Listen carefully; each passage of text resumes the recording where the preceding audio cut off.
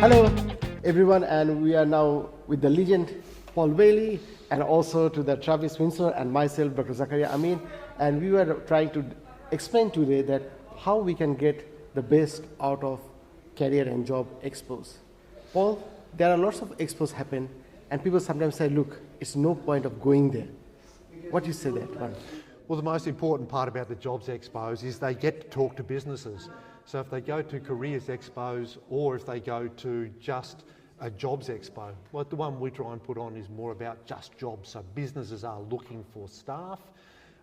They get to get an opportunity to go there and talk to the businesses. And as the businesses say, they've already taken the first 2 steps out of looking for a job. They've turned up and they've had that conversation. So they're well and truly on the way to an opportunity. No, for me, it's like nowadays, so many things are getting virtual, and employers getting so many resumes day in and day out. If they meet someone face to face, that gives a lot of brownie points. That gives a lot of added advantage, and that's what the expo gives that. And that's why I tell to all the participants that, look, this is the golden opportunity where you can meet the actual person and put your impressions out there. Travis, what will you say? Well, I think that when you're looking for a job, that's true what you're saying. When you're looking for a job, you feel like you're never going to get a job and you're in scarcity. But when you go to these sort of things, there's jobs everywhere. So you're in abundance. So it changes the mental approach to the whole thing. And so you're in a much more positive frame of mind because you're in the environment that's conducive to getting the jobs. So yes, all that is correct, and all this is, so it helps on multiple levels coming to these expos. Now, Paul and everyone, I know like finding a job in Australia is a job itself. Yeah. Because it's not like straight away you find a job. How people can get the best out of any job expo? Well, the big advantage with the Job Expo is getting a job is a two-way street. So we hear of a lot of people getting a job and then they go, it's not the job that I thought it was. If they come along to a Careers Expo, at least they get a chance to talk to the business. They get a chance to talk about or find out what their culture's like. Workplace culture is so important. It's what keeps people in a job most of the time. So if you can go along and talk to an employer can tell you about their culture, you know, you've already ticked that box, and then hopefully you're going to have a better opportunity with that business and more sustainable. Yeah. And also, with culture, the good thing is the Multicultural Expo, they will feel comfortable in their cultures while they're looking for the job. Yeah, and many times people underestimate the power of meeting face to face. And at the end of the day, it's a teamwork in a job cultures. And if someone that comes from like a multicultural community that might be from multinationals, people feel skeptical, look, whether I should be hiding from seeing the name that has like a Muhammad and all those things. But once they meet to the face-to-face, that's where that comes in. So I always tell to the people that, look, get absolutely prepared to come to the job expo so that you can have this one. So what sort of preparation they should be coming when they come to the job expo from your so many years? Well, let me tell you about last year. I met up with a young person there and I said to him, are you ready to start tomorrow? And he's like, what do you mean start tomorrow? I said, I'm going to make a phone call right now about a brickie labourer's job with a brickie that I know, and he'll start you tomorrow and you'll be working hard from tomorrow. Are you ready for that? Absolutely. And that's why we said, like, look, get your 100% prepared once you would be there. So that means that you have your resume updated, because many people I know, like what happened, that they might have some licenses and all those things, but their resume is still like 3 years old. So they have not updated that one. I told everyone, look, especially when it comes to the expo and all these things, make sure that you put like a yearly habit that how you do the tax returns and audits, that you do like an audit of your resume and everything, even your experience and all these things that are up to date.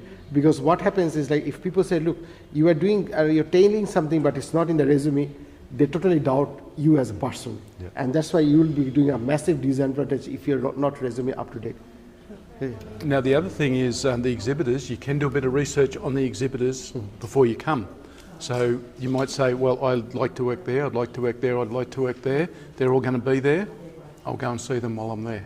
Yeah, absolutely. And with the resume, talking about the resume, Everyone has different ideas of how they want their resumes done. There's no ifs and buts about it.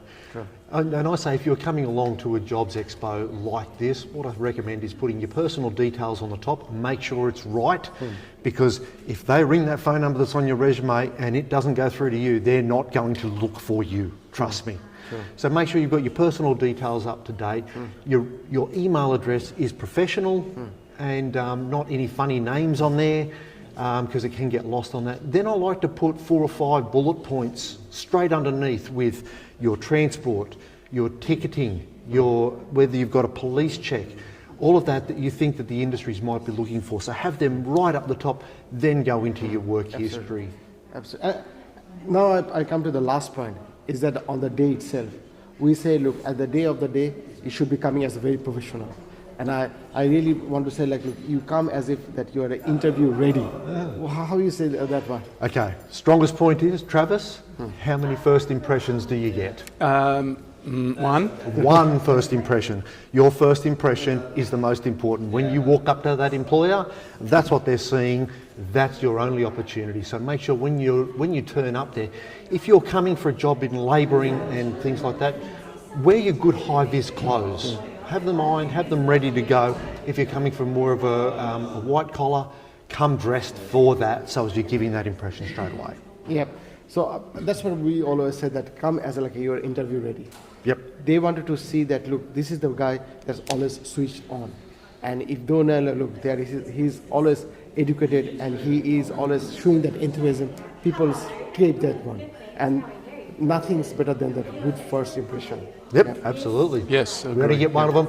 So basically, when you're getting up in the morning, get yourself up ready to go. Have a couple of copies of your resumes printed ready to go. Look at yourself in the mirror and say, would you hire this person? And then away you go. And once you turn up, good eye contact when you get in front of the businesses. Show confidence. Stand front on to the employer when you're talking to them, so that shows confidence.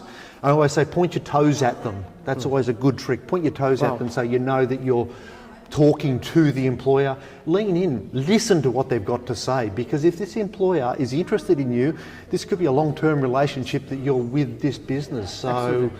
Gather as much information as you can. Now a lot of the businesses, when you get there, they'll say you're going to have to use a QR code to apply. You're going to have to use a QR code to apply. So make sure your resume is saved somewhere where you can access it very easily to attach it to an application. And most important part is, if you're at home in the lounge, you're not doing any good at all. Absolutely. If you're up and in their face, you've already passed the interview stage. So get along, I say. Absolutely. So what happened when you turned up?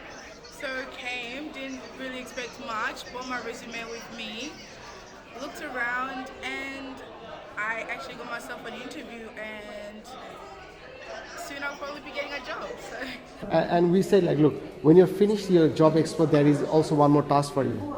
Once you finish your job expo and you meet someone there, send him an email and saying him, look, hey, it was really nice meeting with you in that expo, and here are your resume. So that people will say, look, this is a person that's not only joined to the expo, not only shows his enthusiasm, but also do a follow-up. And that also add a lot of points, that one. So I'll say that, look, there is some task before the expo, on the expo, and also after the expo, so that you have all the best outcomes. And one other thing to consider is when you turn up to the Jobs Expo, if you're from a multicultural background and you're not striking up a job, if you are driving Uber, look at the businesses that you want to work for and be prepared to start wherever you can.